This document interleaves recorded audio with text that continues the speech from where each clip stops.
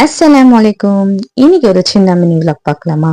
இன்னைக்கு நான் வீட்லயே ஹோம்மேட் ஷாம்பு தாங்க பண்ண போறேன். ஸோ அதுக்கு சீயக்காய், பூந்திக்கொட்டை, வெந்தயம், அப்புறமா காஞ்ச நெல்லிக்காய் எல்லாமே சுடு தண்ணி போட்டு ஊற வச்சிட்டேன். இது மார்னிங் நான் ஒரு 8 o'clock ஊற வச்சேன்.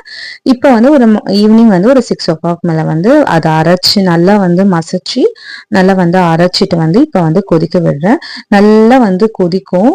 நுரை பொங்கி பொங்கி வரும். ஸோ நல்லா கொதிச்ச அப்புறமா ஆற வச்சு இது நல்லா ஆற விட்டுட்டு நுரெல்லாம் அடங்கிடும். அடங்கின அப்புறம் நம்ம பாட்டில்ல ஃபில் பண்ணிக்கலாம்.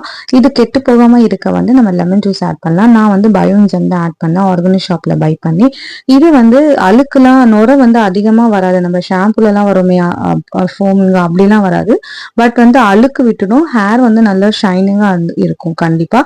ஸோ உங்களுக்கு டைம் கிடைச்சுதான் நீங்க கண்டிப்பா ட்ரை பண்ணி பாருங்க. இந்த வீடியோ உங்களுக்கு பிடிச்சிருக்கும் நம்புறேன். தேங்க்ஸ் ஃபார் வாட்சிங்.